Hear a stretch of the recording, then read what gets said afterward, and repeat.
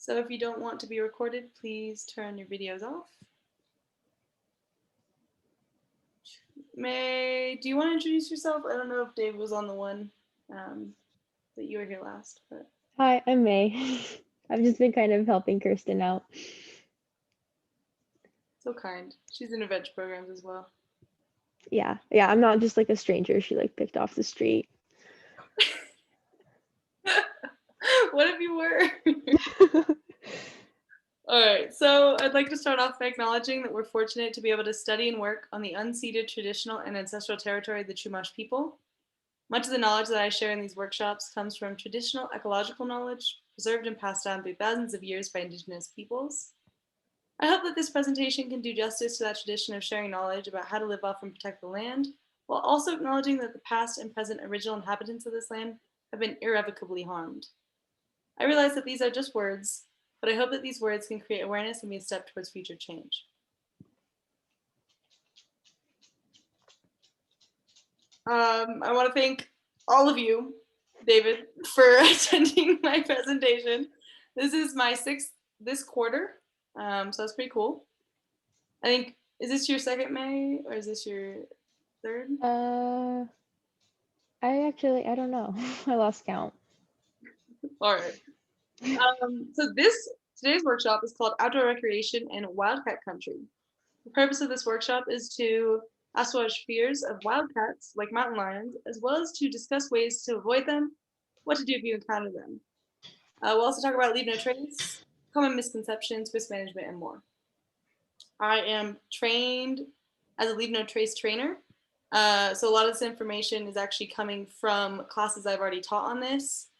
And I also taught a workshop on outdoor recreation in bear country. So some of that information is on here as well, but repurposed for wildcats. If you have any questions, comments, or concerns, please feel free to type into the chat. And if I invite you to turn your mic on, you're welcome to. So David, what do you wish to take away from this workshop?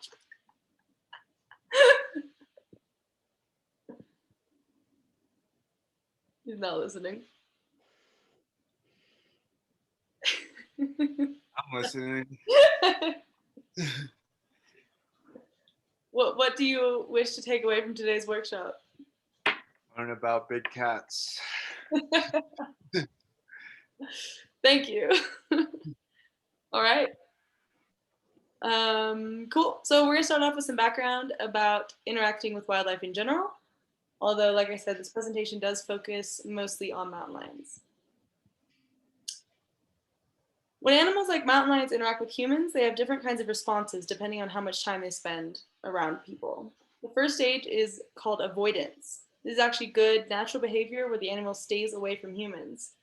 Fortunately for us, mountain lions, for the most part, stay in this avoidance stage.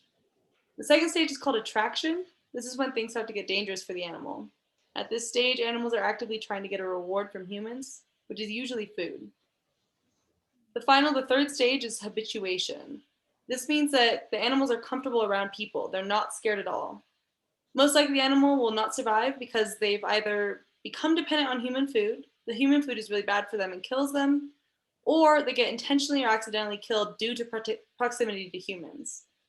Mountain lions actually pretty rarely exhibit habituation due to their fairly reclusive natures, and most interactions they have with humans, pets, and livestock are opportunistic, not due to their lack of fear of people.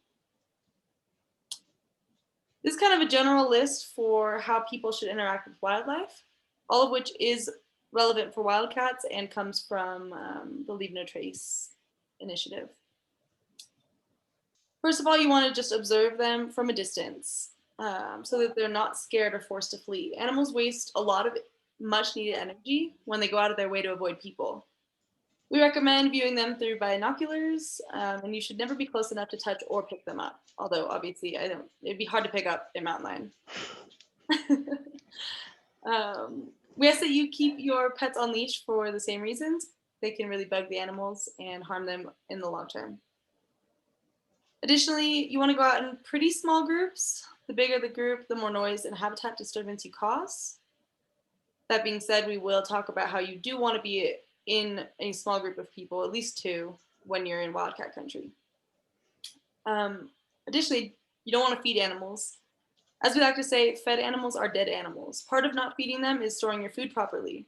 If there are bear or raccoon bins available, or if the park asks you to store your food in bear canisters, please do so. Don't leave your picnic basket open or your chip bag strewn about. Human food is really bad for animals.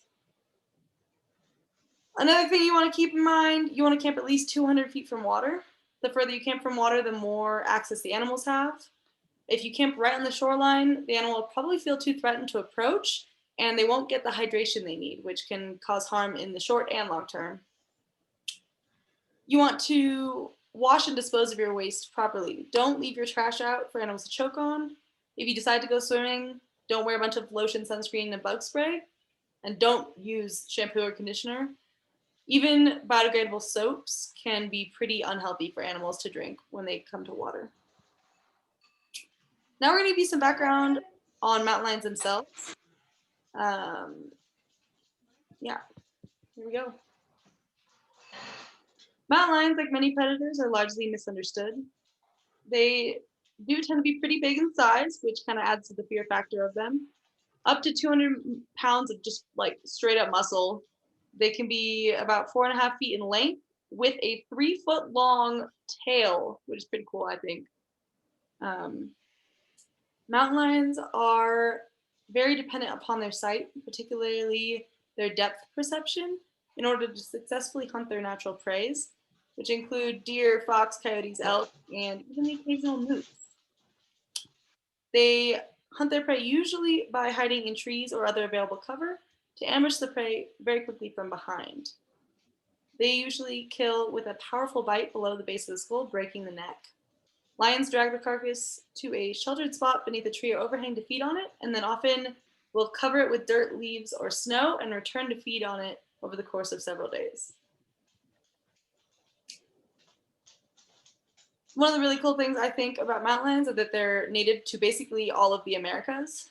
They can definitely still be found in the western United States and most of Central and South America, although their original range used to be considerably more expansive all the way through the US and in parts of South America where they've been hunted off.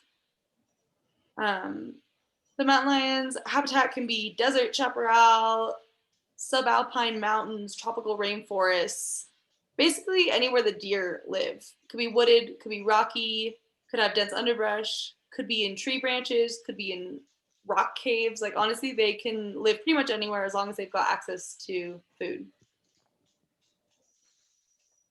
Yeah.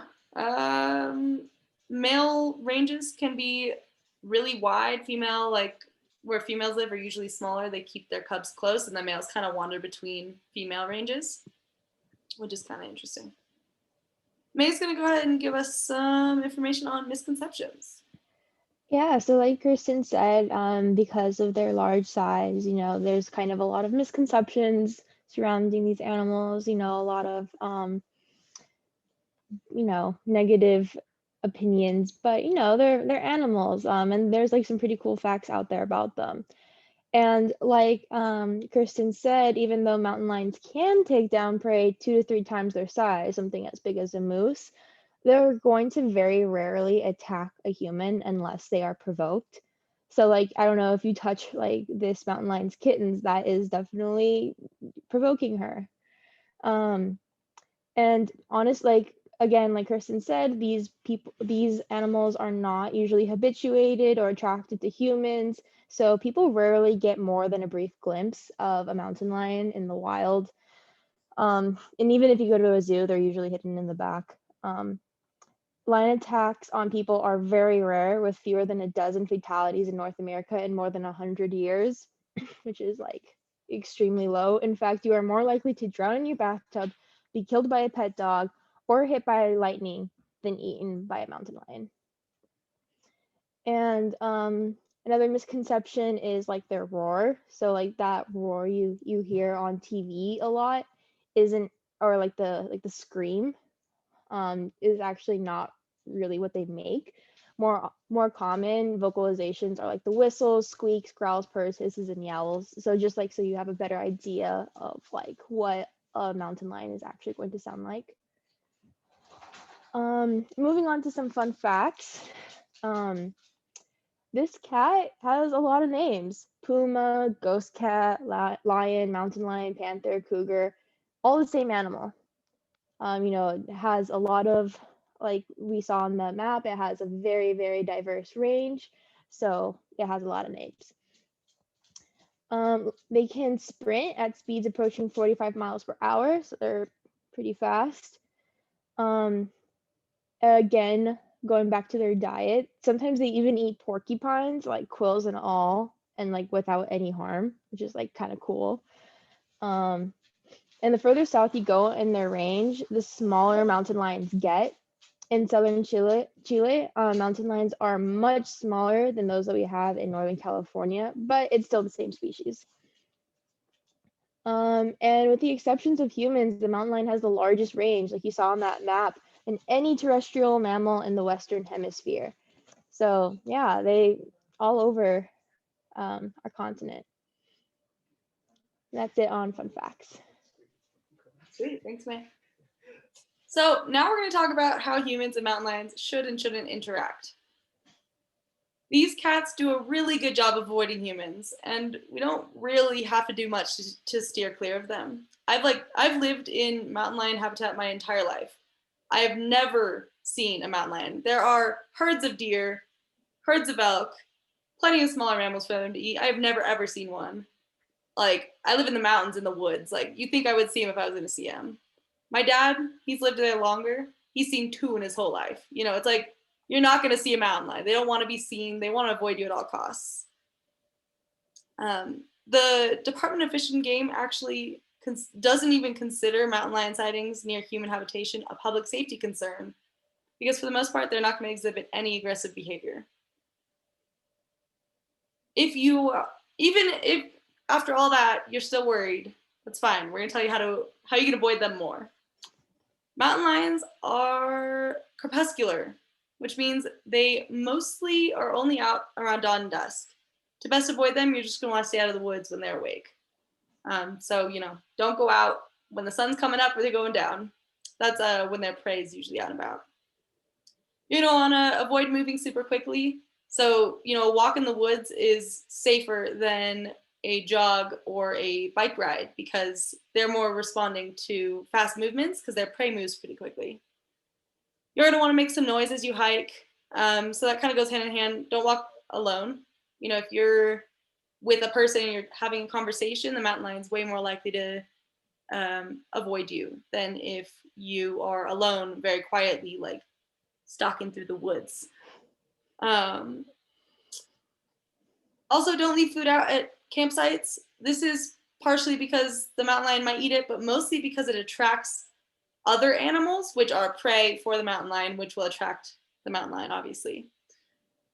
Additionally, avoid dead animals, carcasses, such like that, because like we said, the lions do like to kind of bury their prey, their half-eaten prey, and come back to it later. So if you get between it and its food, it's going to be unhappy with you.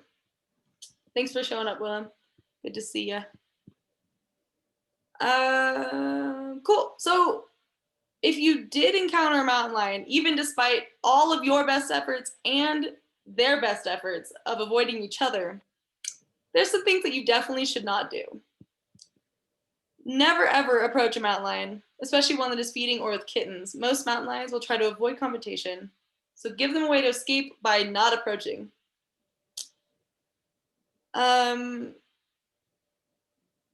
You do not want to ever play timid or play dead or kind of like crouch or get small when you're around a mountain lion. Biologists, scientists usually consider, or they think that mountain lions don't recognize standing humans as prey because they're so big and like oddly shaped. But once you kind of like get smaller, you start kind of looking more like a deer when you're in brown and green colors and in the woods. So yeah, don't do that. Bad idea. Never run. Like I said, that will make it think that you're a deer, and it will chase you. Additionally, this is more for their safety than your safety. don't make a big deal of mountain lion encounters or like posting pictures about them with a location on it. People will want to go see that area to go see the lion, and this usually will end up with somebody getting hurt or somebody being scared and reporting it to the police or whoever the officials are that put down animals, and can often end with a dead mountain lion, unfortunately. May, go ahead and tell us what we should do if we encounter a mountain lion. Okay, so this, like we said, this is very unlikely to happen, but if for some reason it does, there are a few steps you should take that escalate in response to the wildcat's response to you. So depending on what the wildcat does, this is what you're gonna do. So first, obviously, you want to stay calm. You're gonna want to hold your ground and face the lion like head on. Make eye contact and stand upright, like Kirsten said. They don't really recognize you as prey when you're on your 2 feet because you're too big and awkward and gangly. So don't act timid like with bears. Hold eye contact and try to look big. You know, you can like kind of wave your arms around. If you have like a smaller child, maybe like put them on your shoulder. And you're gonna kind of like want to back away slowly while still like maintaining eye contact. You kind of want to like speak firmly, like maybe start shouting at it, kind of scare it off. But while you're doing this, try to like, still give it a way to escape. So, and if it's still like not really going away, you could like start throwing things, not necessarily at it, but in its general direction to just kind of let it know that like you're not easy prey and you have the potential to fight back. But yeah, maybe don't hit it just yet. That'll probably just piss it off. This is just kind of like your warning to the animal. And hopefully that will deter it enough from like pouncing. And then if it's still like really holding its ground, I don't know, maybe like this mountain lion's just like really hungry or something, you can start throwing the things at it. This is like when you're getting really desperate. So yeah, you don't want to like hurt the mountain lion if you don't have to, but at this point, like your safety is more important than the mountain lions. So yeah, like grab a rock or do what you gotta do. Try to aim for the body as accurate as you can, but try to avoid its head. And because like Kirsten mentioned before, these guys rely very heavily on sight. So if a blinded mountain lion is a dead mountain lion, which is like, not a great thing.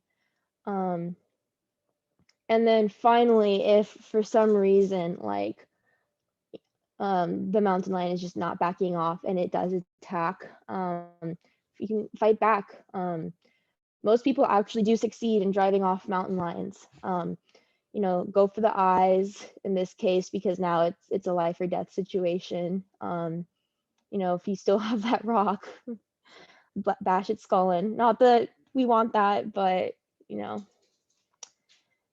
gotta do what you gotta do to protect yourself and to protect others. So this kind of goes into protecting your kids, your pets, and your livestock. So unprotected pets and like any tamed livestock are super easy prey. Like they don't have any means of defending themselves from a mountain lion. So they are completely dependent on us humans for their safety. A really easy way to do that is just to bring pets and kids in at night. The mountain lion's not gonna like break into your home by any means. They are not habituated. Educating your kids is a big part too. Maybe sometimes Disney with like its cartoons gets into their brains and they think that all the animals are our friends and we can pick them up and touch them and cuddle them like we do with our animals. That's obviously not the case. Again, like with the keeping your kids close, just like supervise children when you're like in wildcat country. Um, and then landscaping, you can like remove like vegetation to eliminate hiding places for lions, and just like kind of make it difficult for it to approach unseen. We've said this many times, they're ambush predators, so if they don't have the element of surprise, they are way less likely to attack. Of course, don't feed the wildlife, mentioned this before. And you can also modify like animal husbandry habits. I kind of doubt anybody here is like raising like a herd of goats or something, but like, I don't know, in case you do, maybe you have a lot of dogs or something. Guard animals actually work pretty well at hazing off predators, like one of the, like those really big like Burmese mountain dogs. They help keep wildlife at a distance. And again, keeping like the deer and stuff away is a big part of keeping the mountain lion away. And also install frightening devices. These are like motion sensor devices that are going to use like light, water, and sound to just scare off the cat. So again, once that cat loses the element of surprise, it's probably just going to go off because it is an ambush predator. And honestly, the threat to domestic animals from mountain lions can very easily be avoided by following these rules. And in the case of an encounter, pick up your pets and your children, because your Chihuahua will try to fight off the mountain lion and it will lose. And that's all. Rip to the Chihuahua. All right. Yeah, so honestly, the point of this workshop is kind of to educate the general public so that y'all can love the mountain lion instead of fearing it. These giant kitty cats really do deserve to exist in the world alongside us without us fearing and hating them. Mountain lions have a very important role to perform in the ecology of the natural world. It's been shown that the removal of large predators in ecosystems has negative effects on every level, from populations of large mammals to the flow of waterways and minerals. Big cats have their role to play in controlling prey populations, which in turn has butterfly effects in the rest of the surrounding world. These cats, they go out of their way to avoid people. They're not going to attack you unless they're super threatened, you're bothering their young, maybe they're sick or injured and you're approaching them. Like, they're not evil or violent. They literally want nothing to do with you ever. So you should also have nothing to do with them. Let them live. But we kind of just hope this workshop gave you a better understanding about these glorious animals so that you can spread the knowledge and reduce the mystery of other outdoors people. Did anyone have any questions or want to share any stories they have about mountain lions?